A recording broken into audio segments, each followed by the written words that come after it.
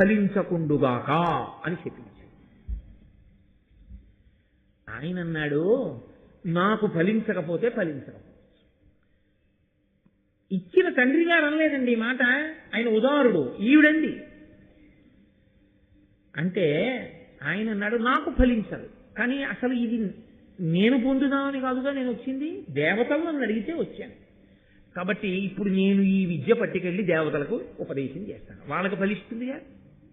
విద్యకి ప్రయోజనం అంటూ ఉందా లేదా? విద్యకి ఉన్న ప్రయోజనాన్ని ఏ కారణానికి ఎవడు ఆపలేడు. నీ ఇంత ఒక్క మంచి పుస్తకం అంటూ ఉంటే నువ్వు చదవకపోవచ్చు, ఏదో ఒకనాడు నీ కొడుకో నీ కోడలో నీ మనవడో నీ కూతురో నీ అల్లుడో చదువుతారు. అలా చదివినటువంటి చదువు ఉత్తినే పోతుందని అనుకోవడానికి వీల్లేదు. ఒక మంచి పుస్తకం చదవడం వల్ల దానిలోంచి పొందినటువంటి జ్ఞానము జీవితంలో ఎప్పుడో అప్పుడు అక్కడికి వచ్చి తీరుతుంది, అది మిమ్మల్ని కాపాడి తీరుతుంది. కాబట్టి నా వలన చదువు నిష్ప్రయోజనం కాదు, నేను పట్టుకెళ్ళి ఆ మంత్రాన్ని దేవతలకు ఉపదేశం చేస్తాను. దేవతలు ఎప్పుడైనా యుద్ధంలో రాక్షసులతో దేవతలు మరణిస్తే ఆ దేవతలు ఈ మంత్రాన్ని ప్రయోగించి మిగిలిన దేవతలను బతికించుకుంటారు, నాకొచ్చిన నష్టం లేదు. కానీ ధర్మము తప్పి బతికావు కాబట్టి, ధర్మము తప్పి మాట్లాడావు కాబట్టి నీకెందుకు ఈ బ్రాహ్మణ్యం? బ్రాహ్మణి కదా, బ్రాహ్మణుడి భార్య, బ్రాహ్మణ పుత్రివి నీవు. కాబట్టి నువ్వు ఒక బ్రాహ్మణుణ్ణి వివాహం చేసుకోవాలి.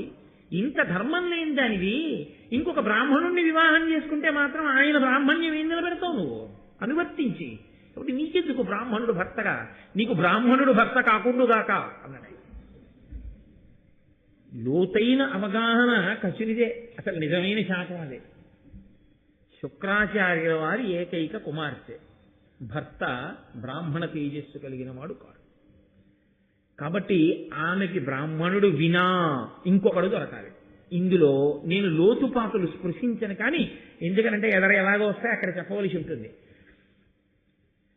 బ్రాహ్మణ కన్యని బ్రాహ్మణుడు చేసుకోకుండా ఇతరులు చేసుకుంటే అప్పుడు ఏమైంది? తనకన్నా పైన ఉన్నటువంటి స్త్రీని తీసుకోవడం అయింది. దానివల్ల సంతానపరమైనటువంటి దోషములు వచ్చేటటువంటి అవకాశం ఉంటుంది. మీరు ఎదర విలోమ సంబంధం గురించి వాటి గురించి కూడా ధర్మశాస్త్రం మాట్లాడుతుంది భారతం. అప్పుడు మీరు దాని గురించి పూర్తిగా పరిశీలన చేసే అవకాశం ఉంటుంది. కాబట్టి ఇప్పుడు ఇది పెద్ద శాపం. బ్రాహ్మణ స్త్రీ అయ్యుండి ఆమెకి బ్రాహ్మణుడు భర్త కాడు. కాబట్టి ఆవిడ జీవితంలో ఆవిడ ఎన్నడూ ఒక బ్రాహ్మణ పుత్రుణ్ణి కనలేదు. శుక్రాచార్యుల వారికి ఉన్నది ఒక్కతే కూతురు, దౌహిత్రుడు బ్రాహ్మణుడు కాకుండా పోతాడు. ఎక్కడి వరకు కట్టి కుడిపింది. ఇప్పుడు ఆవిడ అక్కర్లేనటువంటి చొరవ.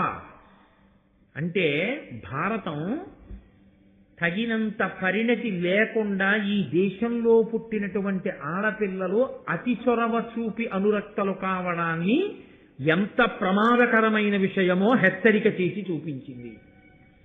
రుక్మిణీదేవంత పరిణతి కలిగితే వేరు, ఆ సందర్భం వేరు. అలా కాకుండా అడుగు తడబడితే ఉత్తరోత్తర తనతో పోదు, తనని కన్నవారితో సహా ఎన్ని ఇబ్బందులు వస్తాయో చూపిస్తోంది భారతం. కాబట్టి ఇప్పుడు ఆయన వెళ్ళిపోయాడు, ఆయనకి ప్రత్యేకంగా ఒక నష్టం వచ్చినట్లు మీకు భారతం వల్ల ఏమీ అనిపించదు. ఎందుకంటే కచుడు వెళ్ళిపోయాడు, హాయిగా ఉపదేశం పట్టుకెడతాడు, ఇంకోళ్ళకి ఇచ్చేస్తాడు, వాళ్ళ వల్ల ఆ మృత సంజీవని ప్రయోజనాన్ని దేవతలు పొందేస్తారు. పాడైపోయింది ఎవరైనా ఉంటే దేవయాని. అయితే ఒకటి, జీవితంలో అహంకారం దెబ్బతింటే అహంకారం పెరుగుతుంది, దానికి ఆ లక్షణం.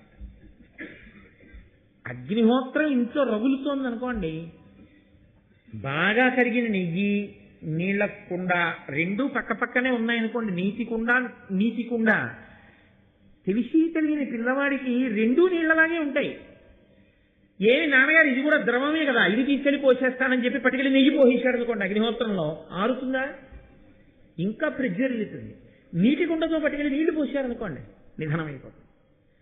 అలా అహంకారాన్ని దెబ్బతిందనుకోండి, అవతల వాళ్ళ అహంకారంతోనే నిలబడ్డ వాళ్ళు అనుకోండి, దానివల్ల పట్టుదలలు పెరిగిపోతాయి, విపరీత పరిణామాలు వస్తాయి తప్ప వాళ్ళు వాళ్ళని మాత్రం సంస్కరించుకోరు. ఎందుకంటే తిన్న దెబ్బ వల్ల మార్పు తెచ్చుకోగలిగితే వేరుగా ఉంటుంది, దాస్యం చేసిన వినత మంచి మార్గంలోకి వచ్చినట్టు.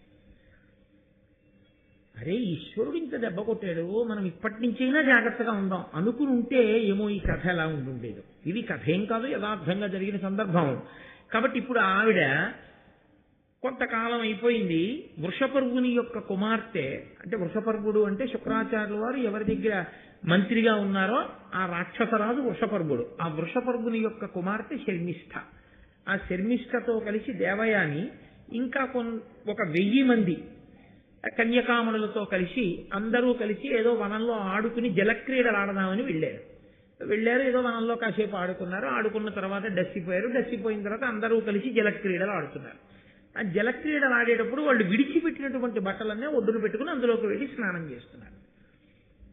ఎక్కడి నుంచి వచ్చిందో గాలి వచ్చింది. ఎక్కడి నుంచి వచ్చిందో గాలి వచ్చిందంటే ఏమిటో తెలుసా అండి? మీరు ఒక్కటే గుర్తుపెట్టుకోవాలి, కదలిక కాదు గాలి. నేను మీతో మనవి చేయలే, కదలికలన్నీ పరదేవతమని.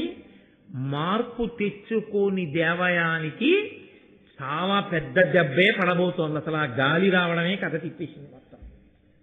అసలు మొత్తం ఈ కథలో పెద్ద మలుపు ఎక్కడా అంటే ఆ గాలే. ఆ పెద్ద గాలి రావడంలో ఒడ్డున పెట్టిన బట్టలన్నీ కలిసిపోయి స్నానం చేసి పైకి వచ్చినటువంటి వాళ్ళు గబగబా తీసి ఆ బట్టలన్నీ ఏదో అందరూ ఒక 7 పిల్లలు ఆ బట్టలు కట్టేసుకుంటే దేవయానికి సంబంధించిన బట్టల్ని ఏదో ఆ మాట్లాడుకుంటూ కట్టుకోవడంలో పొరపాటున శర్మిష్ఠ కట్టేసుకుంది. కాబట్టి ఎవరి బట్టలు మిగిలిపోతాయి? అక్కడ శర్మిష్ఠ బట్టలు మిగిలిపోతే దేవయానంది నా బట్టలు నువ్వు కట్టుకున్నావు విడిచి ఇచ్చేసి. ఆవిడంది ఇప్పుడు వచ్చిన నష్టం ఏమిటి? ఇలా చాలా మంది బట్టలు మారిపోయాయి. ఒకళ్ళ బట్టలు ఒకళ్ళు కట్టుకున్నాం కదా, నా బట్టలు నువ్వు కట్టేసుకో, వెళ్ళిపోదాం. ఏదో స్నేహధర్మంగా అలా బట్ట కట్టేసుకుని వెళ్ళిపోయి ఉండుంటే కథ ఇంకోలా ఉండుండేది. కానీ ఆవిడంది నీ బట్ట నేను కట్టుకోవడం ఏంటి?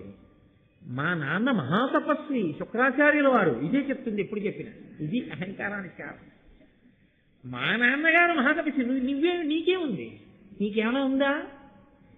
మరి నీకెందుకు అహంకారం? నువ్వేమైనా మారుతున్నావా? ఆయనతో కలిసి కూతురుగా ఉన్నావుగా, మరి ఏం నేర్చుకుంటున్నావు నాన్నగారి దగ్గర? అంటే మౌఢ్యంతో కూడిన హృదయాలు అలా ఉంటాయి. కాబట్టి ఇదిగో మా నాన్న మోచేతి నీళ్లు తాగి మీ రాజు బతుకుతున్నాడు. ఈయన బ్రతికిస్తే చచ్చిపోయిన రాక్షసులందరూ బతుకుతున్నారు. బతికారు కాబట్టి మీ నాన్నకి రాజ్యం నిలబడింది. నేనంత గొప్ప పుటక పుట్టిందండి.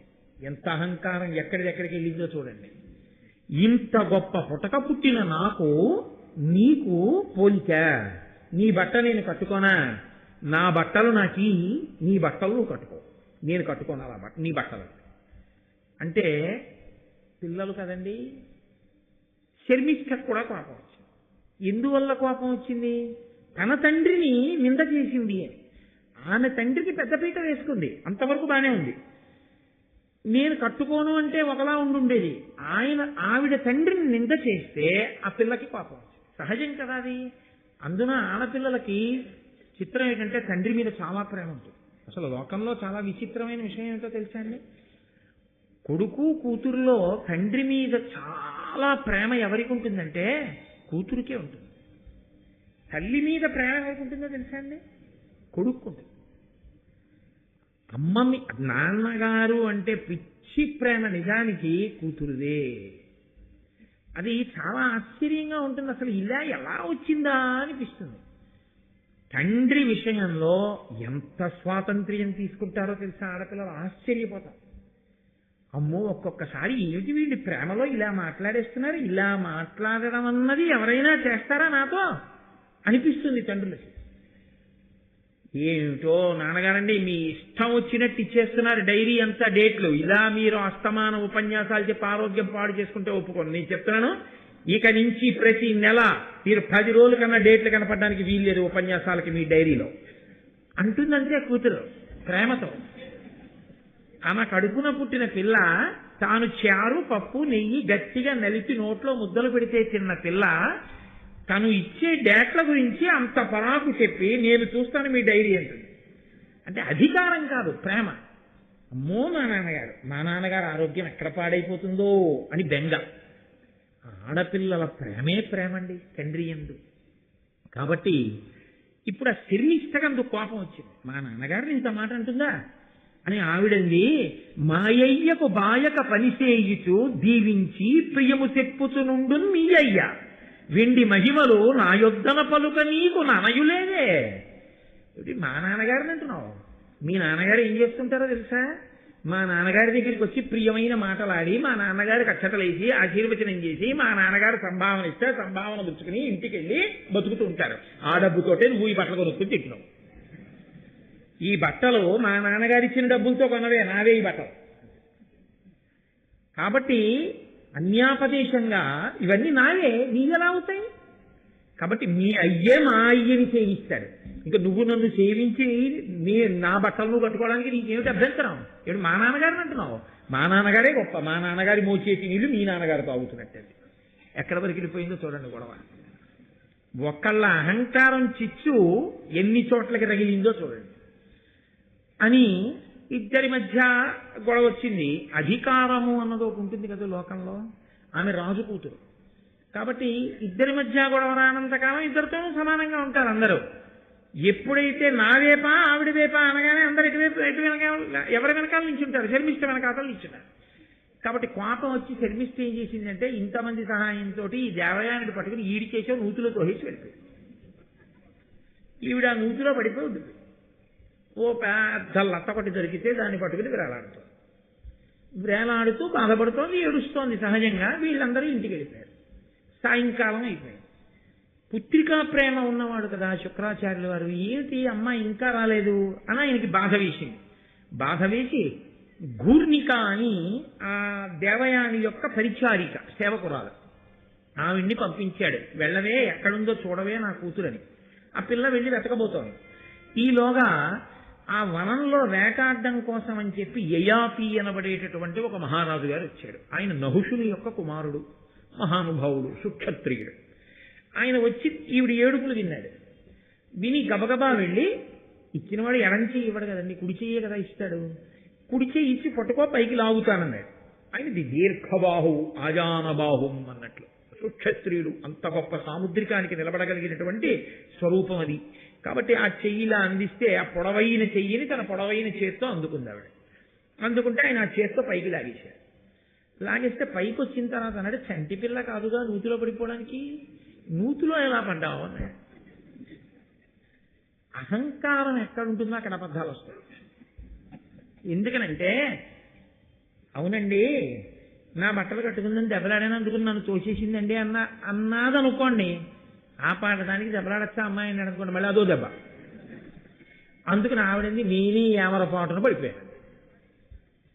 ఎన్నొస్తాయో చూడండి, అబద్ధాలు ఎక్కడి నుంచి వచ్చాయి? అహంకారంలోంచి వచ్చాయి.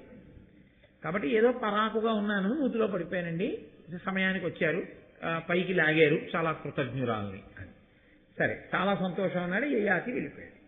వెళ్ళిపోయిన తర్వాత ఈవిడ అటుగా వెడుతుంటే గూర్నిక ఎదురొచ్చింది. అప్పటి వరకు దేవయాని మనసులో నేను రాను అందాము ఇంటికి అన్న భావన ఉన్నట్టుగా మనకి కథాపరంగా తోచదు.